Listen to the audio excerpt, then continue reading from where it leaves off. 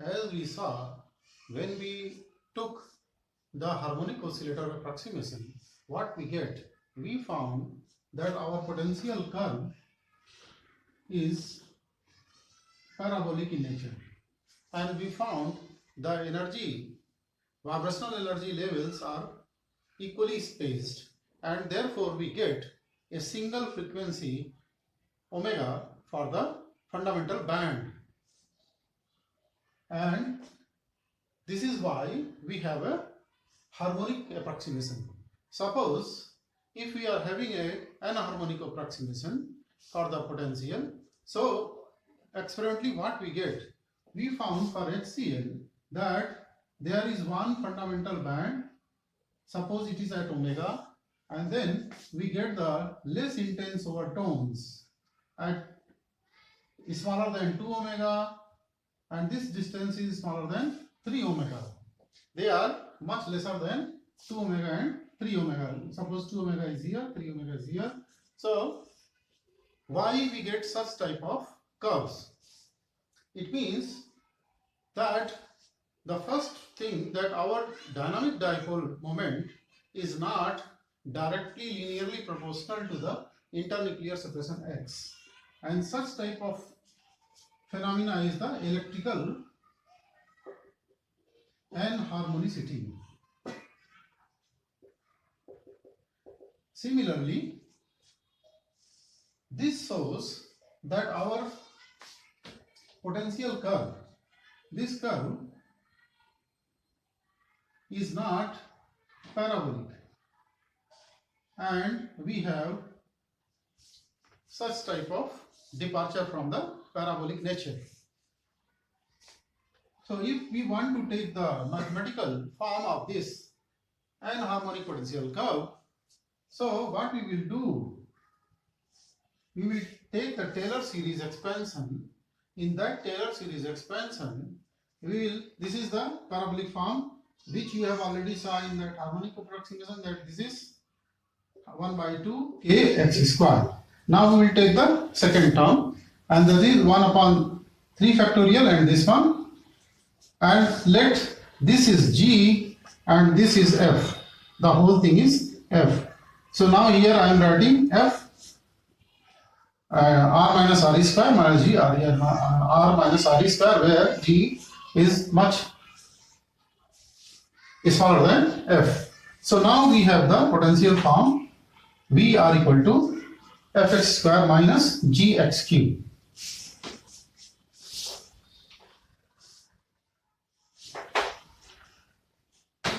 So as I derived the mathematical formulation for the harmonic case, similarly by taking this Vr in the Schrodinger equation, we can solve the Schrodinger equation, and by the same process we can obtain the energy value. Here the energy value, which depends on the rotational quantum number v, it comes to be hc omega e v plus half, and like this.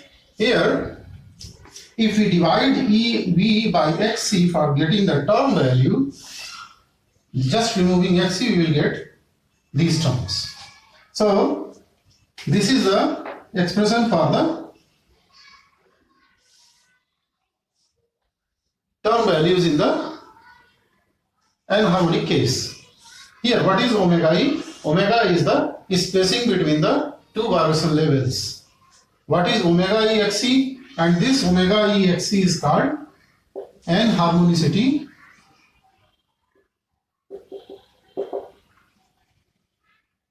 constant or anharmonicity factor, and this omega e xc is very small than xc, and this is always positive also. Omega e xc is always positive. So from here you can see, when omega e xc is always positive and v has the values 0, 1, 2, 3 and so on. So by substituting these things, we will get that if we are, suppose we are taking v equal to 0, so we have 1 by 2 omega e, and then that we will, here from here we will get 1 by 2 omega e xc. So the spacing between the two levels, that will be decreased as in the case of the harmonic case. So we can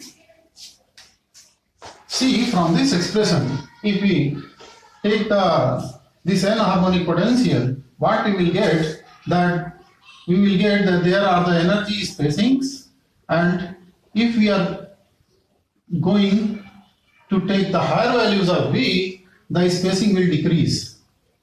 And finally what will happen? We will get the continuum. That after certain level, the molecule will dissociate, and that will give the kinetic energy of the atoms. So it means that these spacings are small if we compare with the harmonic approximation, and you can also see from here. Suppose if we are going to take V equal to 0, then what we will get? For the first V equal to 0, like if we are going V equal to 0, so that gives 1 by 2 omega E minus 1 by 2 omega E xc and so on. Like here, 1 by 4 omega E xc and so on.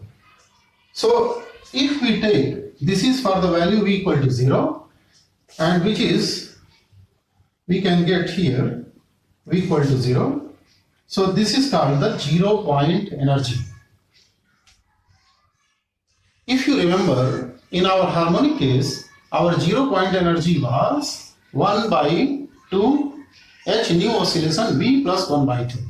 But here we have this expression. Suppose if we take this 0 point energy as the initial value, as the reference, and then subtracting this value from here, and then we can write this equation like this. This equation is this suffix shows that we have taken 0 point energy G0 as the reference level. So now the expression will be 0 GV, which depends on the vibration quantum number, and it will be like this. And if we compare this one and this one, then we will get what will be the omega 0. Omega 0 can be written like this, and omega 0 x0 from here, omega 0 x0, that will be from omega E xc, because this omega 0 x0 has the v square, v to the power 2, a v square term. So from here we can see this is v square plus 1 by 4 plus v. Such type of terms we will get. So we will just, now from this equation we can get the different energy levels for the higher values, and then the spacing decreases as we go up. So this is for V equal to 1, V equal to 2, 3, 4 and so on. So if we take the transition delta V plus minus 1, that is for the fundamental, this one, fundamental band. And for the overtones, we can take plus minus 2, plus minus 3 and so on. So for fundamental, if we go from here to here, we will get the intense band, and we will get the intense band. Similarly, if we go from, if we take this selection rule delta V, then we have, and this spacing is smaller than that one. It means if it is omega, so we will not get the exact spacing. So if suppose if here it is 2 omega, so we will have a less intensity peak, much smaller than 2 omega. So that will give the another one. Suppose if we are taking the transition from plus minus 3, so we will get, suppose this is 3 omega, so we will get the another overtone here. So this n harmonic approximation, you can see that this n harmonic approximation can explain the fundamental band of the vibration and its overtones, which are, if we go in a higher side of the wave number, so we will get a closer and closer overtones towards the fundamental band. Now if we want to find out the n-harmonicity constant, then how we will get? Here I told you about the fundamental band and its overtones. Suppose if we are having the levels V, another level V plus 1, next level is V plus 2, and similarly others. So this difference, if we call this difference delta G, and this is V plus 1 by 2, this difference. Similarly, this difference is delta G, this is you can find out like 2V, and you add this plus 3 and then divide it by 2, you will get V plus 3 by 2. So you can write it here V plus 3 by 2. So this difference is delta GB plus 3 by 2. This difference is delta GB plus half. So if we want to find out what will be the difference values, so what we can write, suppose we can write GB, and this GB is omega E V plus half minus omega E XE V plus 1 by 2 whole square and other terms. So suppose if we are going to take G V plus 1, so what we will write here, omega E, instead of V we will write V plus 1, so it will be V plus 3 by 2 minus omega E XE V plus 3 by 2 whole square and so on. So if you want to find out this one, this term, first difference, that is called the difference in these two levels from V to V plus 1. So you will write delta G V plus 1 by 2, and that will be G V plus 1 minus GV. If we substitute these values here and solve, what you will get, that you will get that it will come out to be omega E minus 2 omega E XE minus 2 omega E XE and V. You can solve it very easily. You take omega E from here as a common, then you will get V plus 1 by 2 minus V minus 3 by 2, and you will get the first term, and similarly the second and third term from this one.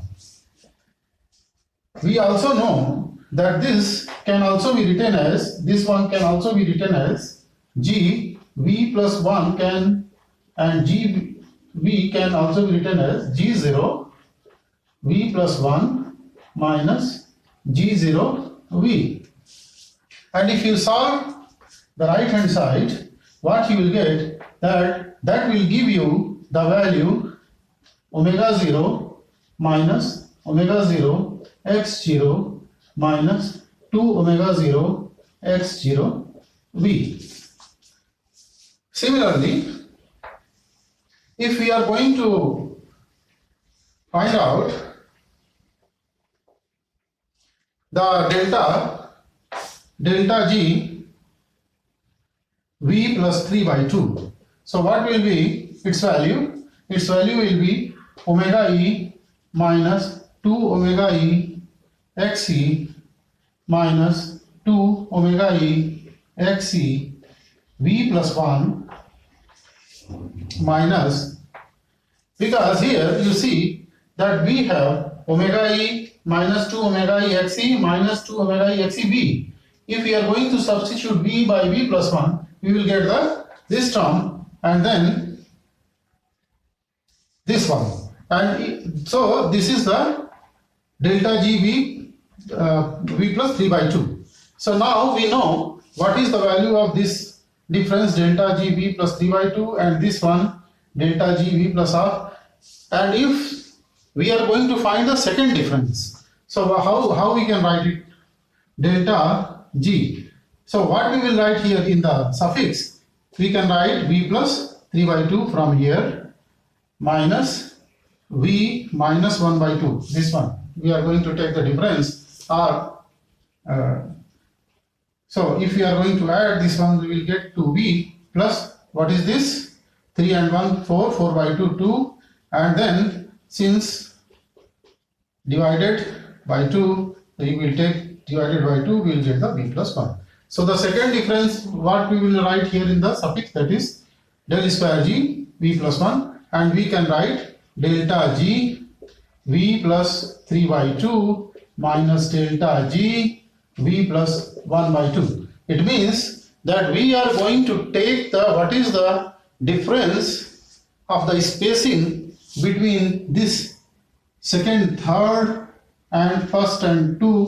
This is the difference between these values. Suppose if we are having here some delta g v plus 3 by 2 and here we have having delta g v plus r. So divide, just subtract this value from this value. So we'll get the second difference.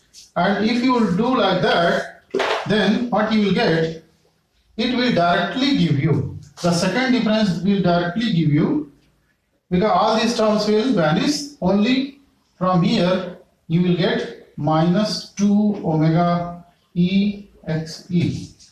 So this second difference in the spacing between the levels will directly give you the value of the omega e x e, which is the n-harmonicity